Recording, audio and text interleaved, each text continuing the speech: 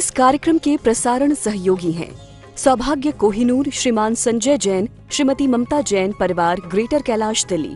सौभाग्य भक्त श्री मनीष जैन, श्रीमती ऋतु जैन, गरिमा जैन, लक्ष्य जैन, परिवार, राणा प्रताप बाग, दिल्ली। सौभाग्य भक्त श्री तरंग जैन, श्रीमती तनु जैन, इताशा जैन, एकांश जैन, परिवार, जैन कॉलोनी, दिल्ली। सौभाग्य भक्त श्री अश्विनी जैन, श्रीमती निशा जैन, ऋतिका जैन, स्वस्ति जैन, सिद्धांत जैन, परिवार, सीसी कॉलोनी, दिल्ली। सौभाग्य भक्त श्री वीरेंद्र जैन, श्रीमती मुकेश जैन, साकेत, दिल्ली।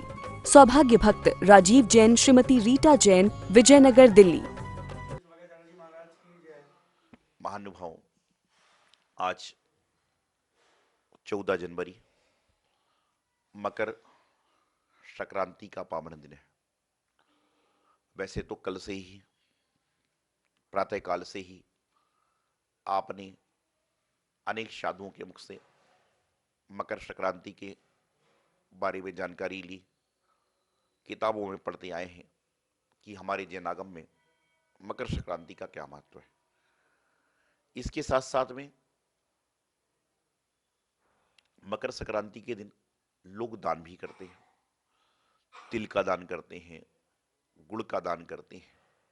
मैं सोचता हूं, आज प्रातःकाल में विचार कर रहा था कि लोग गुड़ का दान तो करते हैं, गुड़ बांटते हैं, गजक बांटते हैं, रेवड़ी बांटते हैं, तरह तरह के व्यंजनों को बांटते हैं, लेकिन जिनको आप गुड़ खिला रहे हो, जिनको आप मिठाई बांट रहे हो, क्या उनके साथ आप गुड़ जैसा मीठा बोलने का प्रयास करते हो?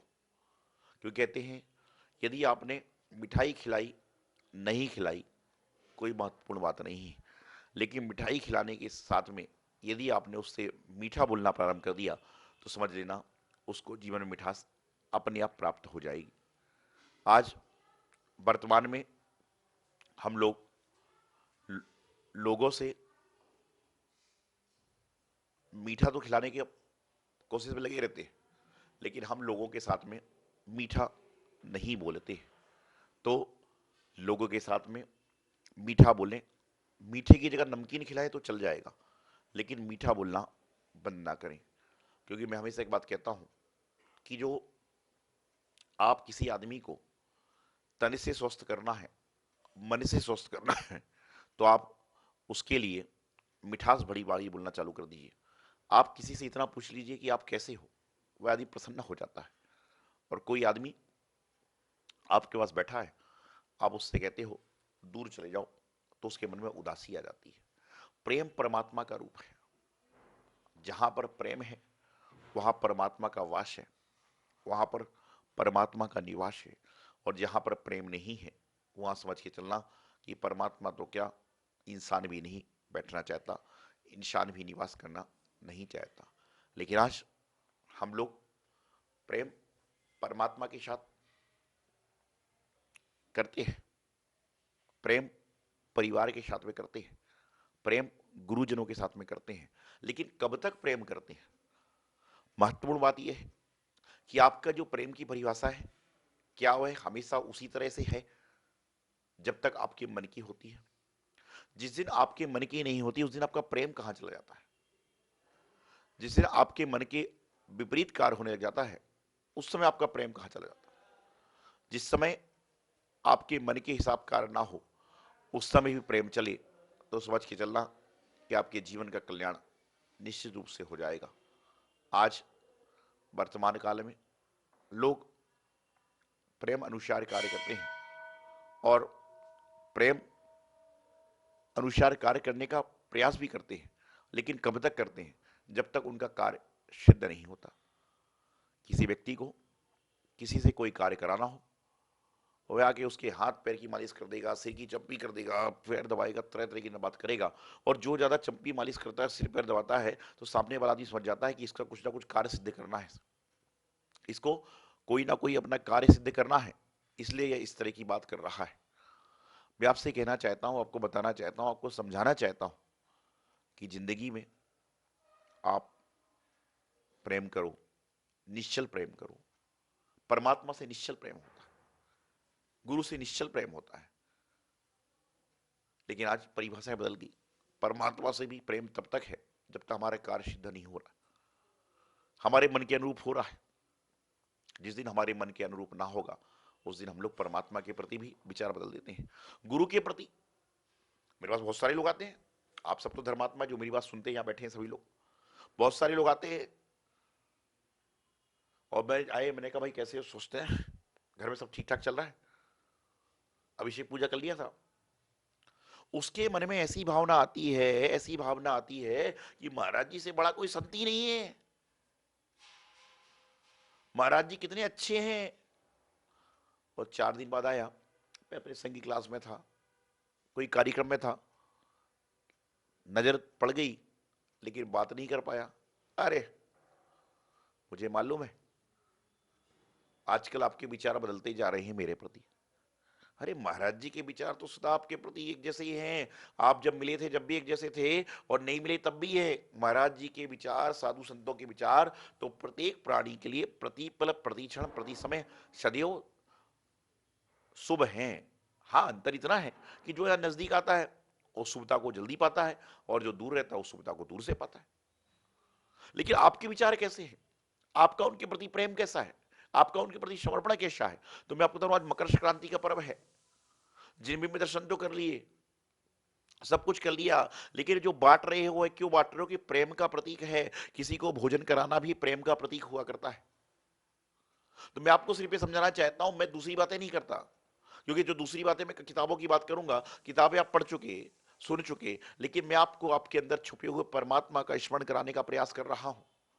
आपके अंदर जो छुपा हुआ परमात्मा है, जो सिर्फ प्रेम चाहता है।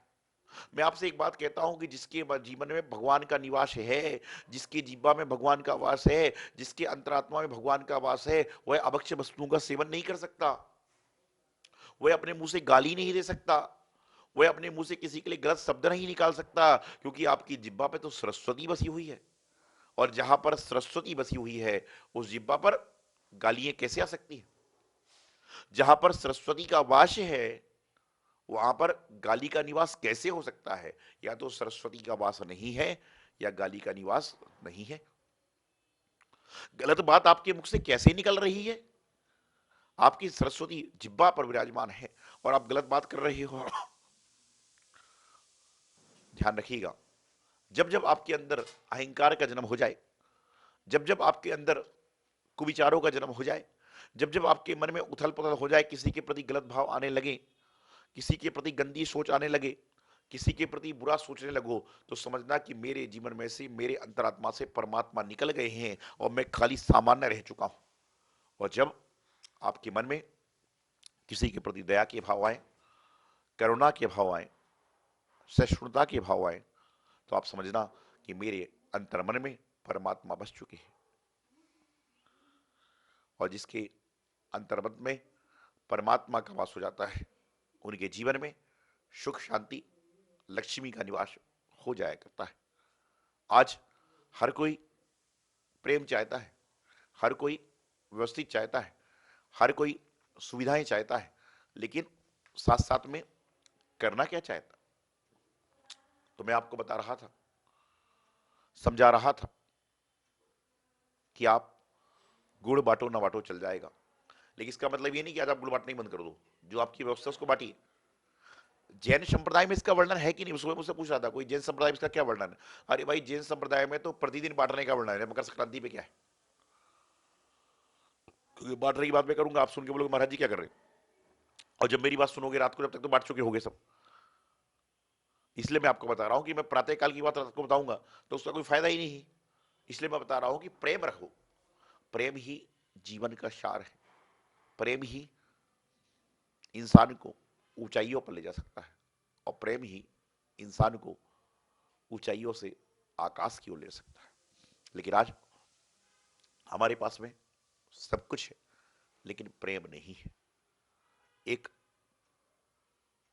सेठ काफी धनवान था, भरा पूरा परिवार था, पति पत्नी, 4 बच्चे, 4 बहुएं, और प्रत्येक के 2-2, 8 पोते पोती थे। सुख शांति समृद्धि घर में थी। एक दिन सेठ के सपने में मां लक्ष्मी का आगमन हुआ। उन्होंने कहा, सेठ जी मैं कई वर्षों से आपके यहाँ निवास कर रही हूं, बहुत सालों से मैं आपके पास रह रही हूं, लेकिन मैं अब यहां से जाना चाहती हूं। सेठ ने पैर पकड़ लिए, मत जाओ मत जाओ, मेरा क्या होगा। लक्ष्मी बोली, नहीं, मेरा स्वभाव घूमने का है, मैं खड़ी हूं, कभी एक जगह बैठती नहीं हूं, मैं जाऊंगी और मुझे जाना पड़ेगा। सेठ गिड़गिड़ाया, रोया, मत जाओ मत जाओ। तो लक्ष्मी ने जब सेठ की गिड़गिड़ाहट सुनी तो उसके मन में एक विकल्प आया, इतनी सेवा मेरी सेठ ने करी है तो क्यों ना इसे कोई वरदान दे जाऊं। तो उसने सेठ से कहा कि ठीक है, मैं तुम्हें एक वरदान देकर जाना चाहती हूं, तुम मुझसे एक वरदान ले लेना, वह मैं वरदान दूंगी और आपको यहां से आशीर्वाद देकर आपके यहां से आपको छोड़कर चली जाऊं। सेठ ने 3 दिन का समय मांगा कि वरदान मांगना है, वरदान मांगना है तो कम से कम कुछ सोच समझ के तो मांगो।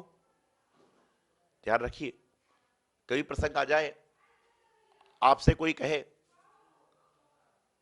कि मांगो, क्या मांगते हो,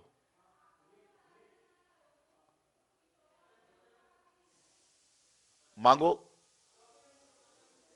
क्या मांगते हो, लेकिन आप सोच समझकर ही वस्तु को मांगने का प्रयास करना। तो उन्होंने कहा कि 3 दिन सोच विचार लो, मैं 3 दिन बाद आपके स्वप्न में आऊंगी और आपको फल देकर, वरदान देकर चली जाऊं। तो उन्होंने वरदान मांगने की बात रखी। अगले दिन सारे के सारे लोग एक साथ एक टेबल पर बैठकर भोजन कर रहे थे और उस टेबल पर जब बैठकर भोजन कर रहे थे तो सेठ चिंतित था। चिंता का कारण जायज था कि क्या कारण है, लोगों ने जानना पूछा, उसे नानुकर करी, फिर सारी स्थिति बताई।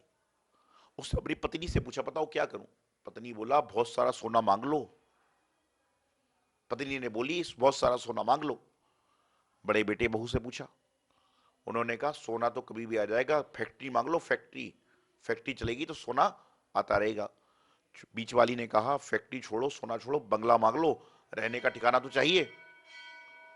तीसरे नंबर ने कहा कि बहुत सारा रुपया मांग लो, रुपया होगा तो बंगला फैक्ट्री सब आ जाएगा। रुपये वाली बात सभी को जम गई। इतने में छोटी बहू से भी पूछने का प्रयास किया गया। छोटी बहू से पूछा, तुम भी बताओ। तो उसने कहा, जब आप बड़े बड़े बोल रहे तो मैं क्या बोलूं। उन्होंने कहा, नहीं नहीं आप भी बोलिए। तो उसने कहा, मैं आपसे एक बात कहना चाहती हूं, आप ना बंगला मांगी, ना कोठी मांगी, ना गाड़ी मांगी, ना रुपया मांगी, ना धन मांगी, ना पैसा मांगी, ना फैक्ट्री मांगी है, बल्कि आप तो लक्ष्मी जी से कहना कि लक्ष्मी जी आप जा रहे हो, कोई बात नहीं, फिर कभी ना कभी तो वापिस आओगे, लेकिन कम से कम आप ऐसा करते जाओ, जाते जाते ऐसा करके जाओ कि हमारे घर में जैसा प्रेम अभी बना है वैसा ही प्रेम जीवन में हमेशा बना रहे। जिस तरह का प्रेम का वातावरण हमारे घर में बना है वैसे ही प्रेम का वातावरण हमारे जीवन में हमेशा हमेशा बनाता रहे। ये बात आप मांगिए। सभी को बात देर समझ में आई, लेकिन समझ में आ गई कि पैसा काम नहीं आएगा, प्रेम काम आएगा। तो लक्ष्मी जी आई।